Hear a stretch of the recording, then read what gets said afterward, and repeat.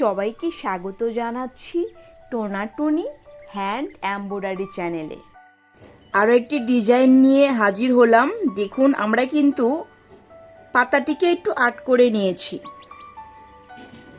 এতটুকু পরিমাণ গ্যাপ রেখে আমরা পাশাপাশি স্টিচ টানব।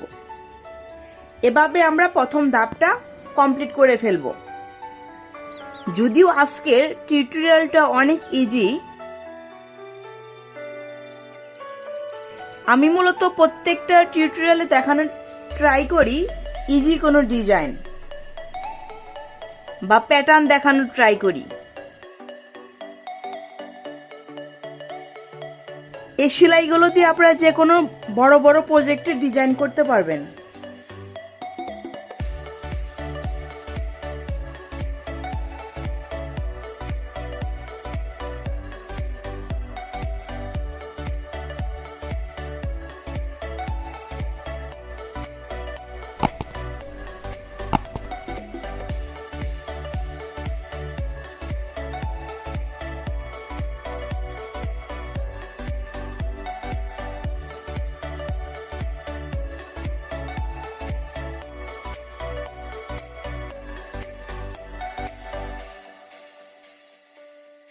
এখন আমরা পরবর্তী ধাপে চলে যাচ্ছি।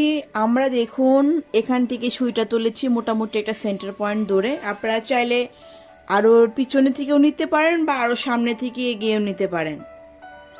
এটা আমি এভাবে লম্বালম্বি স্টিচ টানবো।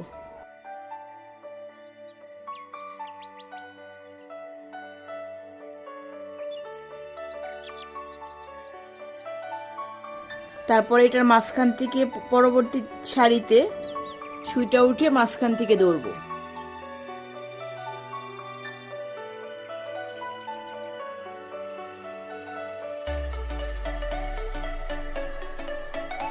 তার পরবর্তী সারিতে এরকম আবার মাঝখান থেকে উঠাবো।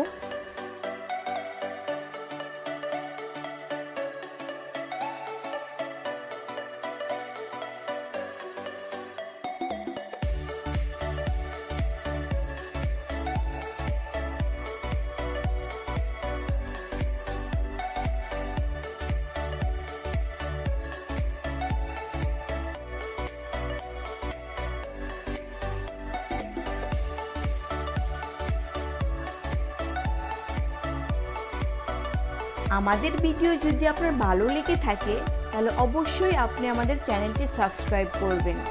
সাবস্ক্রাইব করে আমাদের পাশেই থাকবেন।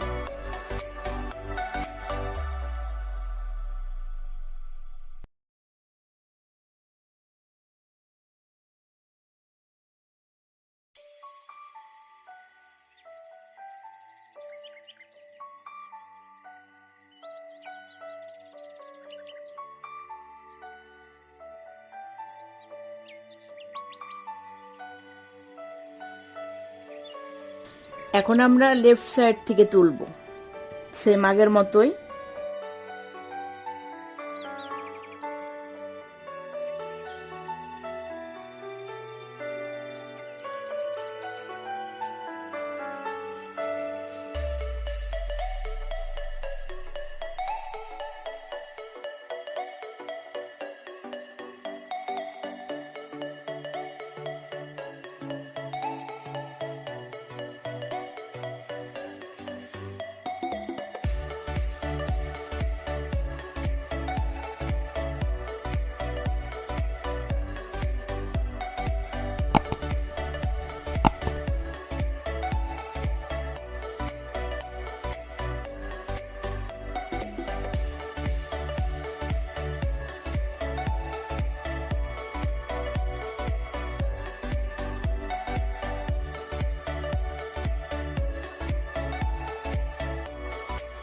আমরা পরবর্তী ধাপে চলে যাচ্ছি। আমরা কিন্তু ফ্রেমটাকে উল্টিয়ে নিলাম, উল্টিয়ে নিচে থেকে সেলাইটা করব।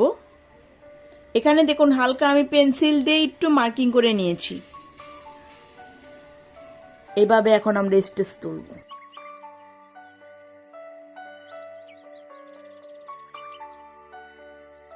এটাকে বলে স্ট্রিম স্টিচ বা বাংলায় যাকে আমরা ডালফোড়ও বলতে পারি।